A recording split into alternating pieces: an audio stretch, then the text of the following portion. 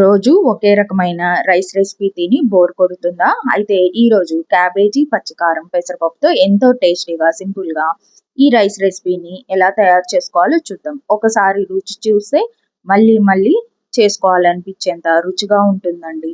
మరి ఈ tasty cabbage పచ్చికారం పెసరపప్పు రైస్ని ఎలా తయారు చేసుకోవాలో చూద్దాం. అందుకోసం ముందుగా మనం పచ్చికారాన్ని ప్రిపేర్ చేసుకోవాలి. దీనికోసం మిక్సీ గిన్నె తీసుకోవాలి. అందులోకి 10 వరకు అల్లం ముక్కలు, ఒక 10 వరకు వెల్లుల్లిపాయలు, పావు పచ్చి కొబ్బరి చిప్పని చిన్న ముక్కలుగా కట్ చేసుకోవాలి. ఇందులోకి ఒక గుప్పెడంత కొత్తిమీరని, ఒక స్పూన్ వరకు పచ్చిశనగపప్పు, 10 వరకు పచ్చిమిరపకాయలు వేసుకొని మంచిగా మెత్తగా పేస్ట్ చేసుకోవాలి.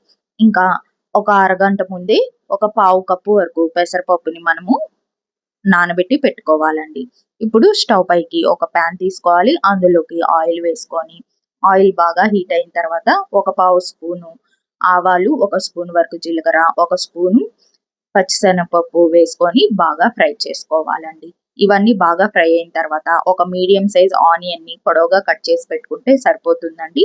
ఈ ఆనియన్ని వేసుకొని మంచిగా జస్ట్ మనకి స్మూత్గా అయ్యేంత వరకు ఫ్రై చేసుకుంటే సరిపోతుంది. మరీ ఎర్రబడాల్సిన అవసరం ఏం లేదండి.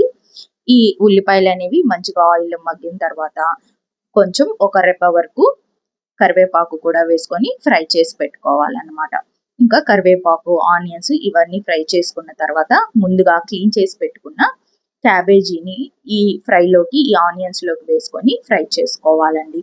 క్యాబేజీని సన్నగా తరిగి పెట్టుకొని క్లీన్ చేసి పెట్టుకొని నీళ్ళన్నీ వాడ్చి పెట్టుకోవాలన్నమాట.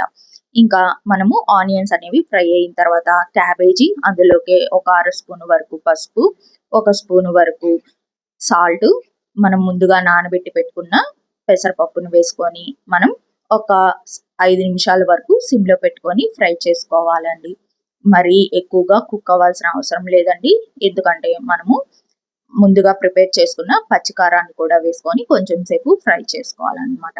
సో ఇంకా ఇట్లాగా మంచిగా సాట్ అయిపోతే సరిపోతుందండి. క్యాబేజ్ అనేది ఇట్లాగా కొంచెం మంచిగా ఫ్రై అయిపోయిన తర్వాత మనం ఇంకా ముందుగా ప్రిపేర్ చేసి పెట్టుకున్న పచ్చికారాన్ని మనం ఇంకా ఈ క్యాబేజీలోకి వేసేసుకొని ఫ్రై చేసుకోవాలన్నమాట. చూస్తున్నారు కదా, మంచిగా ఇదేమి మెత్తటి పేస్ట్ లా చేసుకోరండి.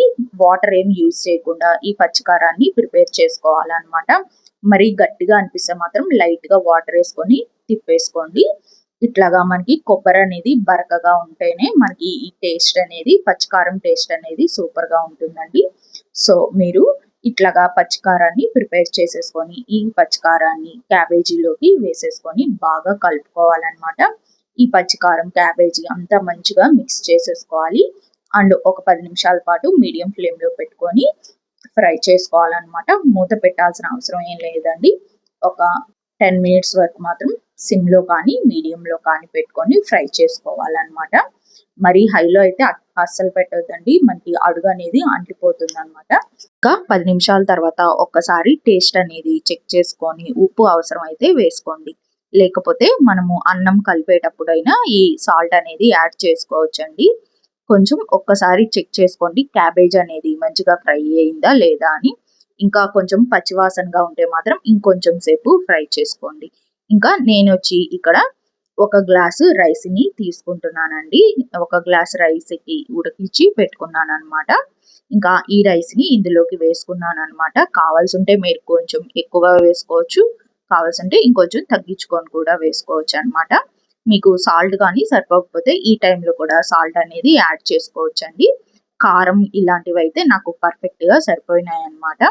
ఇంకా ఇవన్నీ మనము రైస్ అంతా ఈ క్యాబేజీ కర్రీలో మంచిగా మిక్స్ చేసేసుకోవాలి, క్యాబేజీ పచ్చికారానికి అనమాట. అంతేనండి, క్యాబేజీ పచ్చికారం పెసరపప్పు రైస్ అనేది రెడీ అయిపోయింది. చాలా ఈజీగా చేసేసుకున్నాం కదా. ఇంకా మీరు కూడా ట్రై చేయండి, ఎంజాయ్ చేయండి. ఇలాంటి మంచి మంచి రెసిపీలు సింప్లీ బారు ఛానల్లో ఉన్నాయండి. ఒక్కసారి వెళ్ళి సింప్లీ బారు ఛానల్ని చెక్ చేయండి. మీకు ఈ రెసిపీ నచ్చినట్లయితే please like, share and subscribe to simply bar channel.